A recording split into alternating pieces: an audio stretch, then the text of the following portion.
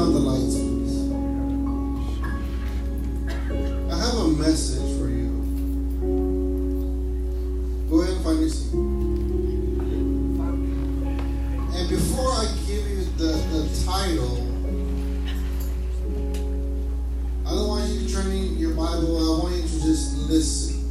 Man, don't take notes today. Man, just listen. Jesus said these words. And he's talking to one of his disciples. And this disciple is similar to you and me. He doubted. He didn't believe. You can say he had little faith. And this story happens after after he dies, after he was crucified. And they told many people, they told his disciples, hey, Jesus is alive. Right? They told, hey, Jesus is what? Is that good news or bad news? Good news. That's good news. Yes. And man, it's like if you have someone in the hospital and they're dying with some kind of sickness and they overcome that disease and if they tell you, hey, your loved one overcame cancer. How would you retreat with that news? How would you receive that news? With excitement, with joy, right? And they told this man, his name was Thomas, hey, Jesus is alive. I saw Jesus, and he doubted. He had no faith. And Jesus says these words to him. Because afterwards, Jesus shows up. Hey, Thomas, I'm here. You don't believe me? Touch me. He said, touch me. Put your hands in the pierce of my hand. You know where Jesus was nailed to the cross? He still has the piercings. You know piercings saved my life? You know piercings? So if you have piercings, you're okay. Amen. And Jesus stretched out, look, Thomas, stretch out and touch my scars. He said, as a matter of fact, put your hand on the side where they're pierced. Right? He touched, and his eyes opened. He believed. And look what Jesus said in his words. Jesus said to him, because you have seen me, have you believed? Because you have seen me and touched me, you believe. But blessed are they who did not see, yet believe. We haven't seen the body of Jesus physically, but you have seen him. You've seen his resurrection because of the miracles around, of the testimonials around. The fact that I'm alive today is a miracle. Thank you, Jesus. Amen. The fact that I'm not dead, buried 6 feet under, or in prison, or in jail, or lying in a hospital, is because of Jesus and what Jesus had done. See, faith, say faith. Faith Is believing in something you can't see, but because of what you can see. Let me say that again. Faith is believing in something you can't see, but because of what you can see. Amen? I'll explain it to you. I know you're right. It was over your head. Amen? Just because you don't see Jesus doesn't mean he's real. Just because you can't see Jesus doesn't mean he does miracles. He hasn't believed, he said. Amen? Amen. You have faith. You have faith. Everyone, you have faith. Before you sat down, you believed that chair was going to hold you up. Because none of you checked the screws. None of you checked the welding. to see if it was properly put together. You just sit down. That's faith. You have faith. Don't say, I don't have faith, because you have faith. You just have little faith. And that's fine. Because Jesus says all you need is what? Faith as a mustard seed to move mountains. The problem is that your faith is more in yourself, or more in your job, or more in your phone, or more in money than it is in God. Are you with me? See, we live in a system or in a world today, and this hasn't just, it's not brand new, but it's been like this from the beginning of time. In order to believe in something, you need proof that exists in order to believe in it. Are you with me? Are you with me? This is something that if you can't see it, then it doesn't exist. In other words, you need proof of the existence of what you believe. Let me give you a story.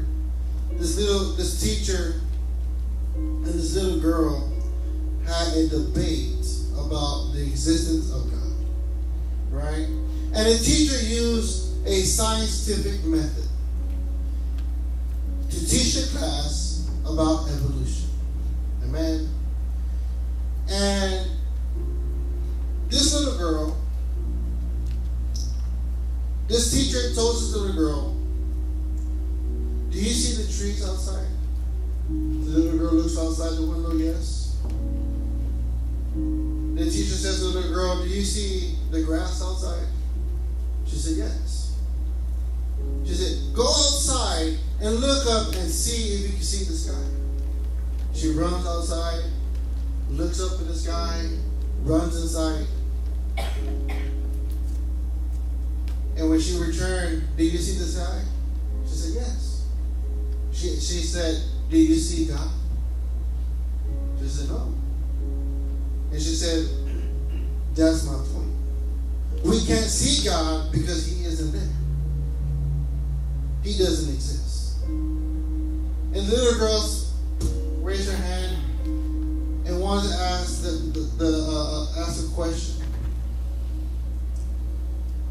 And this is another little girl. This little girl says, little girl, did you see the trees outside? She said, yes.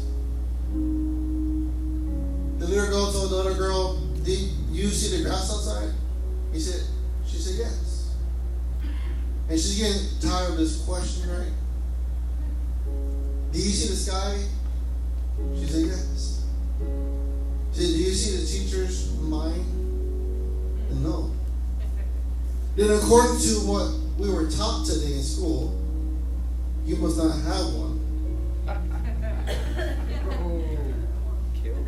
Right? See, you don't have to understand everything about the Bible. You don't have to understand everything about life, about God, about Jesus. All you have to do is believe in Jesus. That's all you need. And so we're going to read the story today. Now you turn your Bibles to John 9. In John chapter 9, I'm going to read this whole, not the whole chapter, but most of it. And I'll be stopping before I can break it down for you, man. Because what this whole story is about believing in Jesus and not knowing all the answers. Amen. You don't need to know all the answers. Amen. And you might not have all your answers answered. Amen. About life, about things in this world that you go through. Amen. God is looking for your faith. John 9 verse 1. It says that he passed by, talking about Jesus. He saw a man blind from birth. And his disciples asked him, Rabbi, who sinned, this man or his parents, that he will be born blind? See, people believe because they get this idea that if you are born blind or sick or a drug addict or an alcoholic, then it must be because your parents were sick, blind, or was a drug addict, and it was passed on to you. Like you inherited that gene of an addict. And that's what people believe. And in the days of Jesus, they believe that why was this man born blind? Because he sinned or because his parents sinned? Are you with me? You're not born the way you are because no one messed up. Amen? Your life's not all messed up how it is because of you or your parents or the way you were brought up. Jesus said this, it was neither that this man sinned nor his parents, but it was so that the works of God might be displayed in him. Jesus says, this man was born blind because God is going to do a miracle in his life. You're going through all this craziness in your life, all these problems, all these issues, whatever it is, addiction, sickness, health, mental issues, family issues, whatever you're facing in life, Jesus says, so that the works of God might be displayed in him. So that you can see God work in this person's life. Why would God do that? Because for you to see the power of God in a person's life. And it will show you that God is real. Are you with me? And Jesus said, we must work the works of him who sent me while as long as it is day. For night is coming when no one can work. While I am in the world, I am the light of the world. When he had said this, he spat on the ground, and he made clay of the spittle, and he applied the clay to his eyes. And he said to him, go wash in the pool of Siloam, which is translated sins. So he went away, he washed, and he came back seeing. This man received a what? A miracle. Jesus spat on the ground, made some little mud balls, amen, and he applied them on the eyes. You know what Jesus did there? This is a little revelation. Well, let me ask you this, for those who are in the home, and some of you might know this answer. How did God create man? Out of the dust of the ground. And so what Jesus did, right, he spat on the ground, which where dust is, and he made little balls, which were eyeballs. He made brand new eyeballs and put them in his eyes. And all the man had to do was go to where Jesus told him, go to the home, right? Go to Joshua 1-2 fellowship, wash your eyes, and you come back see. Receive the word, believe in Jesus, and you'll be set free. Is that simple? Follow step 1, follow step 2. Right? This man obeyed. He went to wash his face, he washed his eyes, and he came back seeing. Now look what happens. Verse 8, therefore the neighbors and those who previously saw him as a beggar were saying, is not this the one who used to sit and beg? Others were saying, this is him. And still others were saying, no, but he looks like him. And he kept saying, I am the one. I am him. That was me. I was that beggar. I was that drug addict. I was that drunk. Are you with me? And so they were saying to him, well, how were your eyes open? They wanted an answer of how he received the miracle. And he answered, the man who is called Jesus made clay. And he anointed my eyes and said to me, go to Siloam and wash. So I went away and washed, and I received sight. And he asked him, where is he? And he said, I do not know. I don't know. He didn't have all the answers. All he knew was Jesus came to me.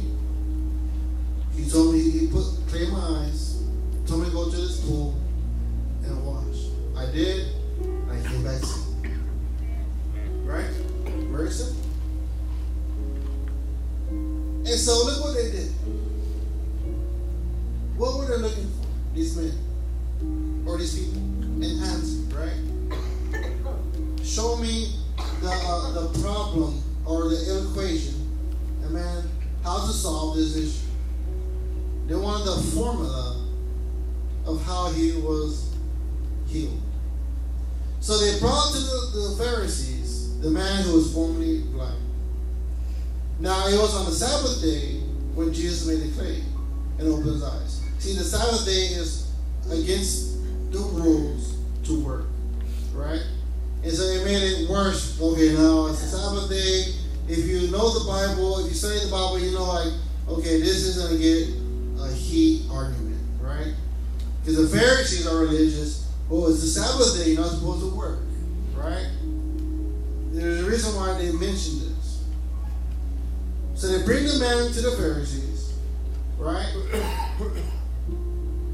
And the Pharisees also were asking him again how he received his sight. And he said to them, he applied clay to my eyes, I wash, and I see. I went into the home, I did 6 months, I came back seeing. Right?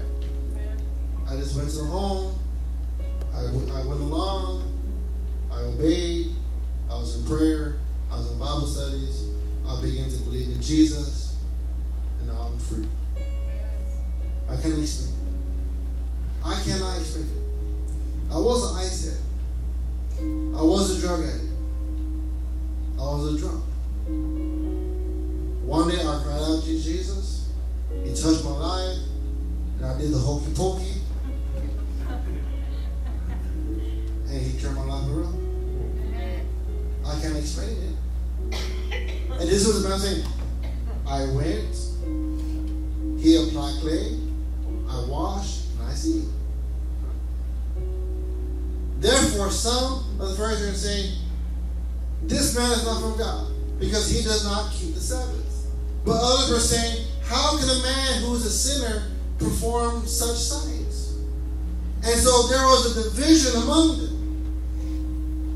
And so they said to the blind man again, who do you say about him, since he opened your eyes? Who do you say who this person is? He didn't know what to say. He just guessed. He said he is a prophet. He was guessing.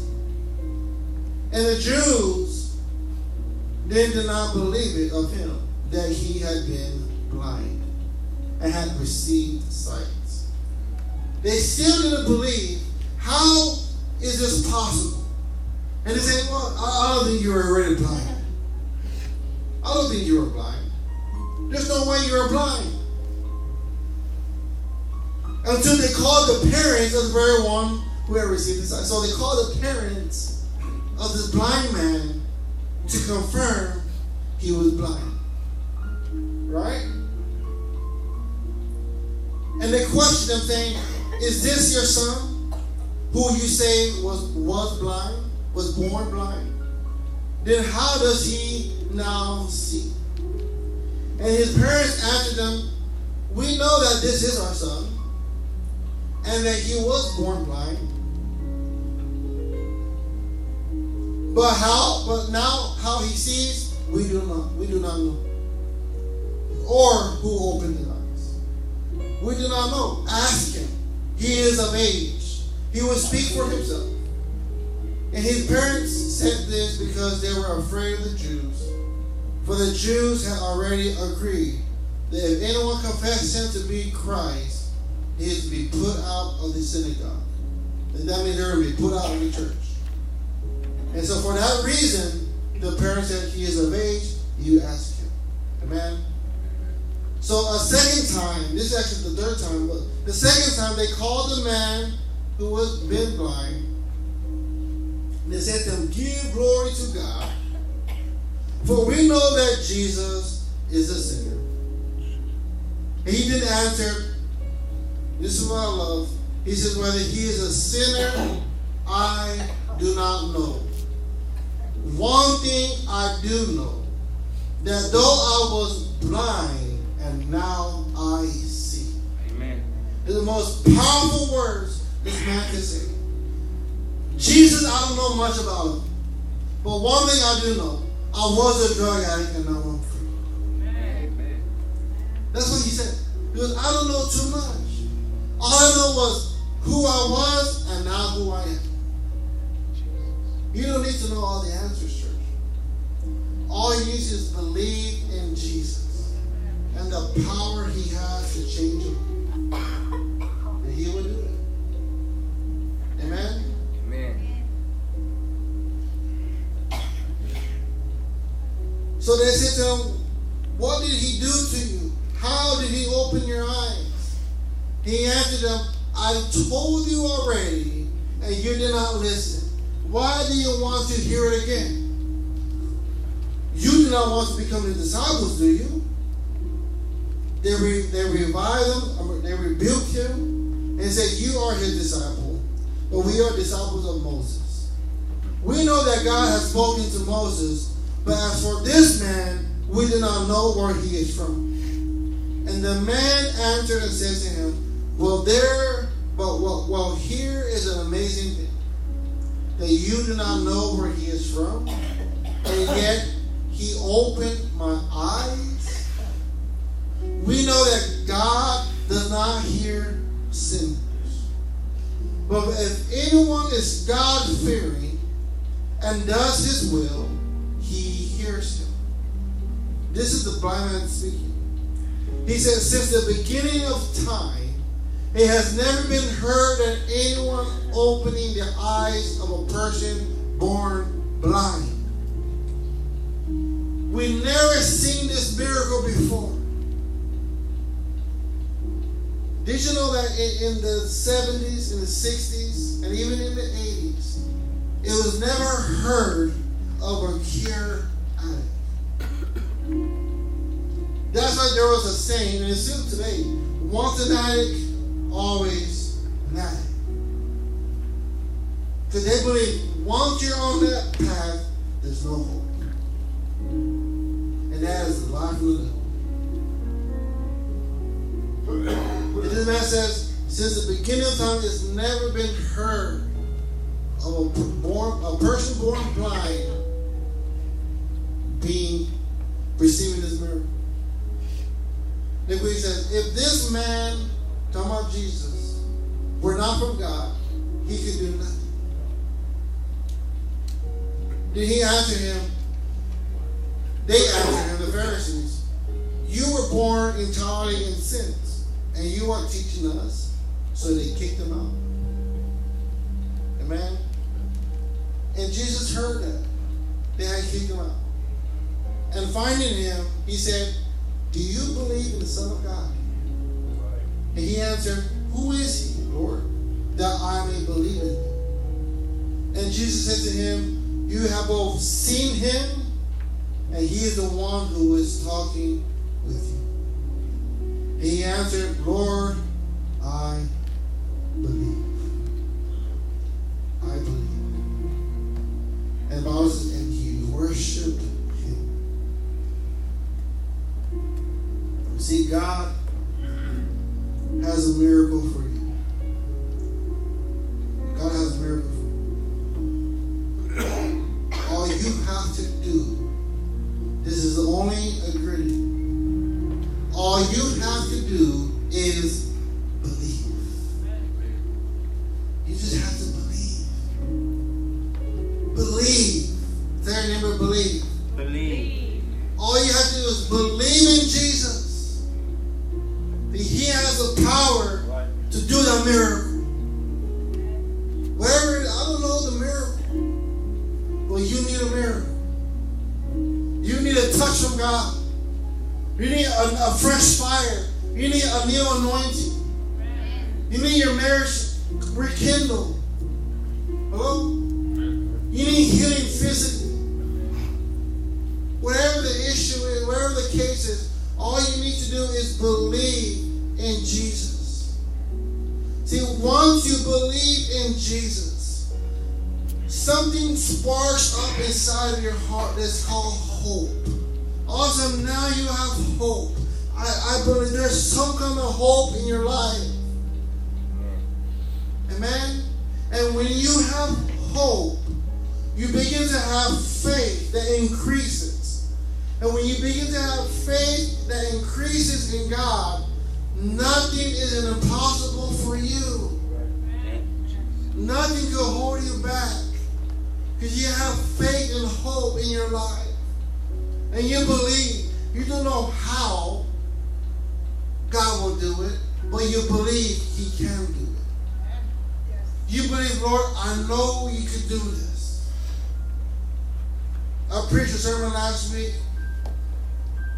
of this man that had leprosy, right? He says, Lord, if you are willing, you can make me well. If you're a willing God, you can do it.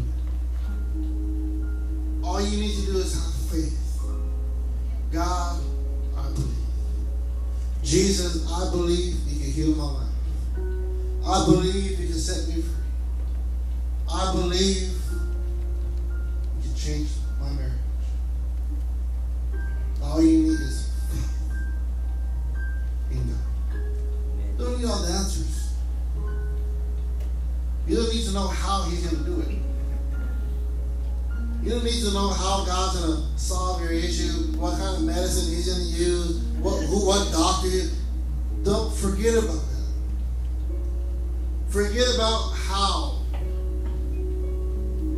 God's going to do it.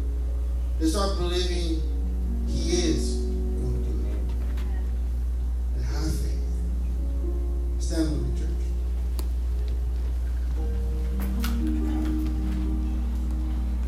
How many believe God does miracles? That's a wicked man. Amen. Amen. How many of you believe God does miracles? Amen. Get your arms like